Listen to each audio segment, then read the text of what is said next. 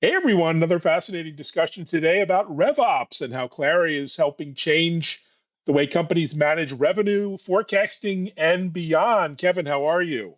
I'm great, Evan. Thanks for having me on the show today. Well, thanks for being here. I know it's your end of quarter, and that's the usual challenge most companies have, all the usual 35 years in sales, all the usual challenges around end of quarter. Before that, maybe just share with the audience how Clary got started, what was a problem you were originally trying to solve, and how has that sort of evolved over time? Wow, it's been quite a journey. So in the early days, Clari was really just making it easier for sales reps to interface with the CRM. So think of it as a tackling things from a mobile standpoint. And what we quickly found out is reps actually loved that, but there was a conversation that was happening between the sales rep and the sales manager, right? And a conversation about how they were running the territory and producing revenue. The next thing we knew is the head of revenue operations, then called sales operations, came into the conversation. And so our platform grew from there. We built the bi-directional real-time integration into the CRM. And we started to build workflows out on top of that to tackle, at the time, some of the biggest challenges that companies had in managing their growth, which was the ability to drive repeatable revenue, the ability to forecast, which was the most important input into the operating plan of the company. And from there, we've really grown into helping companies, manage their critical revenue processes, all of their critical revenue employees, and at the end of the day, know are they going to meet, beat, or miss on the revenue number. Sounds so simple, and yet behind the scenes, it's a little bit more complicated. Why has RevOps as a category, as a term of art, become so important?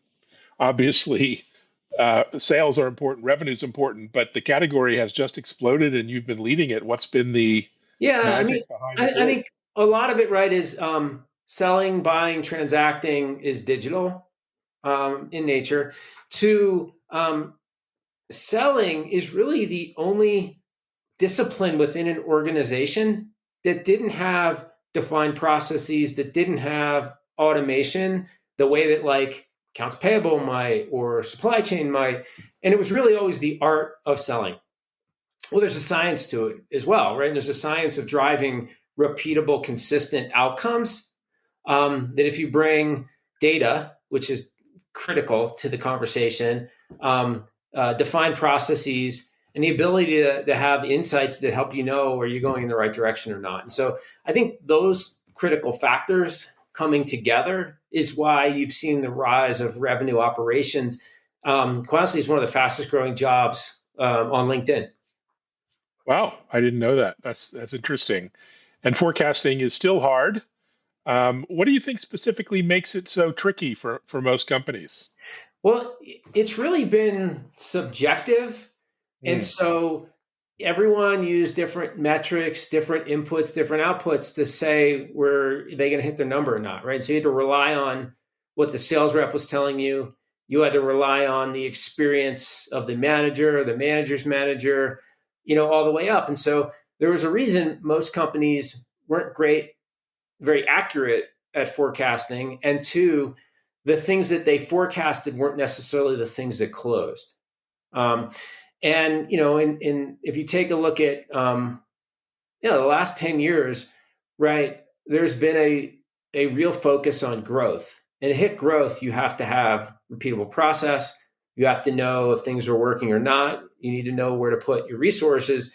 And the other component that's really come in more recently is efficiency, right? And companies need growth, but they also need it in an efficient manner. And so you can't just deploy a team number of revenue resources. You need them to be productive, and you need to know that they're creating the yield that you want at the end of the day. got it. So enter AI. The last couple of years has been extraordinary to say the least. And how are you kind of practically using AI to make forecasting and pipeline management easier? Yeah, I think one of the things Clary always did well from the early days was help the human using our AI to predict the outcome of the quarter and the following quarter. We called it Pulse. So we've been doing that level of predictive AI since the beginning. Mm, But there's all new flavors of AI that are coming forward. Those that we're releasing through our platform Um, and really, so from a Clari standpoint, what we're trying to do, we're helping the seller be more productive. We're helping the seller know where to focus and spend their time. We're helping the manager be able to manage more resources, and really, again, help those sellers focus their time and attention in the right places. And it's showing up in all areas of the business. The other areas that we're using it maybe outside of our own platform are, well, maybe I'll rewind there a bit, Evan. Selling and all the roles in selling are changing rapidly. Maybe, more so than any place else. Think about the role of the SDR, right? Today, a lot of what, or maybe yesterday, a lot of what an SDR did was busy work for a sales rep, right? Tell me, find the prospects, find the contacts, get their phone numbers, and tell me a little bit about the account. Well, that's all automated today, right? And then the next part of their job was doing outbound, right? Or responding to inbound. Well, now a lot of that can be sequenced, and the next best actions can happen after that. And so what we're finding is SDRs are becoming less about busy work and more about super focused in actually driving pipeline. And those things that they did before, are now at the fingertips of everyone. Brilliant.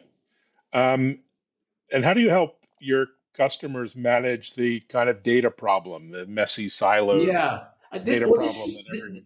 I mean, this is, I think, the biggest problem, that there is everybody wants to deploy AI. And when you're deploying AI for revenue, you actually have to have what we call revenue context.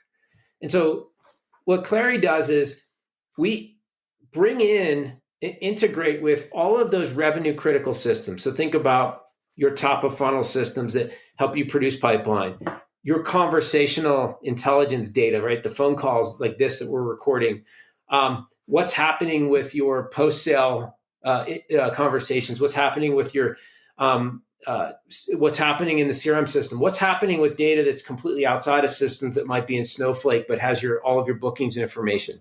So this whole 360 going on around you.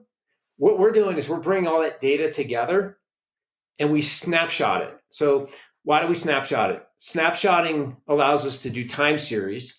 And so now that you've got this full picture of a company's revenue data, you have it snapshot so you can understand based on what's happened in the past, you can compare it to what's happening now and predict the future.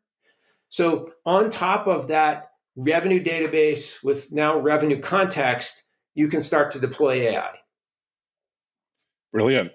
And is Clari mainly for sales, or are you seeing other functions, finance, marketing, et cetera, coming on board?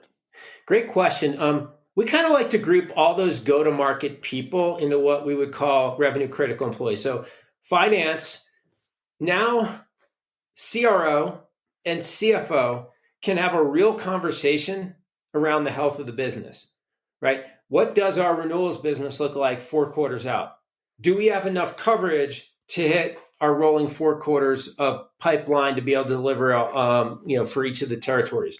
So all that, you now are on the same page to have a much more efficient conversation about the business. And the same goes for marketing, right? Marketing, right? Sales is the customer of marketing. Marketing's there to help sales produce pipeline, right? Bring it through the system, help them drive pipeline out of the install base. And so if you now have shared KPIs and you have a same conversation on the data and you can see that the inputs are producing output, it becomes critical. Same goes for customer success teams that are servicing the customer, those that are responsible for mitigating churn or doing renewals. It really brings all of them together through one view of the business. Got it. I want to quote you on that. Sales is the customer of marketing. I wish that was true more often. But I digress. Yeah. What are some of the mistakes that you see when companies are implementing or managing workflows, revenue processes within the company? Yeah, I mean, it still starts with, so who ultimately is responsible for the number in a company? It's typically a president or CRO, right? Their job is to deliver against the plan. And we see in our install base, those CROs, they're hands-on, they're data-driven, that think about producing revenue as a process, love our product and are super successful because we give them command and control over the revenue cadences, and we allow them to going from leading the business quarter to quarter to guiding the business year over year. And so in a role that the typical tenure is 18 months, we provide longevity and we make them a strategic advisor at the board level. And so I'd say those that look at the job that way are super successful with us. Brilliant. And how do you generally get everyone on the same page when it comes to RevOps, beyond just more meetings, which we all hate to have for the sake of meetings? But what do you see that works? Well, I think about how I run things internally at Clari. I hate internal meetings that are just for meeting's sake. And so what I started to do when I got here, I said is, okay, we're enterprise B2B the way we sell. And there's 4 quarters in a year. Every quarter is made up of 3 months, and there's 13 weeks in each quarter.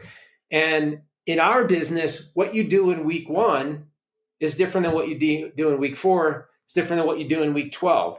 And so I started writing down on the spreadsheet at that point, what are all the critical meetings that have to happen for me to drive my process? And from there, moved them to calendar. And then from there, I actually instrumented them in our product. So I know that on week 2 of the quarter, right, we're doing a cross-functional pipeline call with marketing and sales. And on week 3, we're not just doing an in-quarter forecast, but we're doing an out-quarter forecast. And because I've orchestrated those dashboards, I know that in the rep manager one-on-one forecast call, that they're having the same conversation in Europe, that they're having in the Northeast, that they're having in the Southwest by segment. And they're looking at the same data the same way I am. And so that allows me to drive consistent process. My team knows what's expected of them. But here's what's most important, Evan, right? We've all been sellers. The rep manager interrogation goes away. And now everybody's having a realistic conversation on the reality of the business. And we can go from interrogation to coaching, and we know exactly where we need to focus. I love that. You probably get this asked all the time by customers, but what are the biggest benefits, ROIs, the qualitative, quantitative benefits of adopting Clari? How do you respond to their I'd say that the things we see pretty quickly are reps love it because we make their job easier. Mm-hmm. We help automate a bunch of the things they hate to do, like updating the CRM. So things get automatically updated and automatically moved. Their deals are always represented accurately, so they can have a much more efficient non-interrogation conversation with their manager. We provide that CRO ultimate visibility into, are they going to meet, beat, or miss their number? So when they go to the board meeting, it's not just showing up with hope. It's going, hey, I can actually see that we're going to overachieve this quarter. I'd like to invest more and hire faster. Or, hey, guess what? I see the headwinds coming. I'm going to tamp back on hiring. And hey, we might miss the number, but I'm telling you now versus at the end of the quarter. So you build credibility in that scenario. And so what are the benefits we start to see? We reduce slip deals drastically. We increase time to close. So win rates go up. And there's a reason for that. One, we focus on the blind spots that might be there. Okay, so what are the things that are still open items that we need to knock down? Is this an opportunity we should even be working on, right? And spending our time on. So we see conversions, we see slip deals go down, we see forecast accuracy go way up, and not just for the CRO, but for all members of the revenue hierarchy. And so there's always that 1 or 2 people that are really good at forecasting when we start with a new customer. What we find is gradually over a quarter or 2, everybody becomes a better forecaster. Brilliant. And so as tools like yours adopt more intelligence, more AI, more learning, where do you see yourselves going in a couple, 3 years? So it's going to be an exciting solution in so many more ways. I'm super excited about where we're going, and I'm already starting to see these things show up on my end. But I think every sales rep is going to have like a virtual CRO that's there with them looking at their business. So they might be able to go, okay, I've got 25 accounts in my territory. Which one should I focus on this quarter? Right? Which one should I go and do pipeline inspection on? Where do I have blind spots across all of mine? I get really excited about, for me, instead of having to maybe navigate dashboards and insights, I can just ask the machine questions. Right? Ask Clari, hey, I've got 3 weeks left in the quarter. Which deals that are in commit to close should I spend my time on? Which ones haven't we gotten to security yet on? Instead of me navigating that, I can just ask the machine these questions. And so there's a lot of, AI can come and do deal prioritization, right? Where should we invest? AI can go look at out quarter churn and go, hey, these are the ones you need to tackle now. So it's really going to show up at all parts of the revenue process. That's incredible. I can't wait for, whisper agents to help me mid-call, in-call, and all kinds of things. So a couple more controversial topics, maybe, which you can incline or not, but you were seeing many layers of middle management being taken out of a lot of big tech companies. It seems to be the trend this year, doing more with less. Do you see AI replacing those, sales managers, maybe even sales leaders when it comes to forecasting and management day to day? I don't think it will replace, but I do think you'll see managers who are now managing more sales reps than they have in the past. So maybe if the average was 8 today, it becomes 12 in the future, right? Because some of the busy work can get automated. A lot of enablement and coaching can now happen, in real time, with AI, et cetera. And so I do think you'll see a span of control change for managers. And I also think you'll see the same for sellers, right? Maybe they can now do more than they were able to do in the past because we're automating the mundane work. Well, yeah, it's a positive view. I would agree there. And what do you think happens to the traditional CRMs? We call them legacy, but they're out there at scale. You don't have to name names. We know who they are. Will they become obsolete? Evan, it's a great question. And what I've always found interesting is if you look behind the CRMs that are out there, they still run the databases from the database companies too. So those things are still behind the CRMs. I think the CRMs that exist today have a lot of entanglement and tentacles, integration points from them. But we are starting to see critical data that is now not going through the CRMs. And I think you're also seeing a lot of companies that want to come in and, come up with a different flavor of CRM that's less, that causes companies to maybe not have to continue to invest so much in a heavy infrastructure that they have to constantly update and change. I don't know the answer to that. But I can tell you what we're doing on our end is, traditionally, right, very dependent on one CRM, right, as our primary data source, where we've really invested now in the ability to bring in all data sources into our product and have the product work from there versus against just one of the CRMs. So it'll be interesting to see where this goes. It's going to be fascinating. Always enjoy chatting with you. You have such a wealth of insight into this industry and where it's going. And congratulations, onwards and upwards. Thank you, Evan. It's a fun role I get to have where I spend all my day engaging with other revenue leaders, and it's a privilege to get to learn from them. I bet. Thanks so much for joining, and thanks everyone for listening. And be sure to check out the new TV show, TechImpact.tv, now on Bloomberg and Fox Business. Thanks, everyone. Thanks, Kevin. Thanks again, Evan.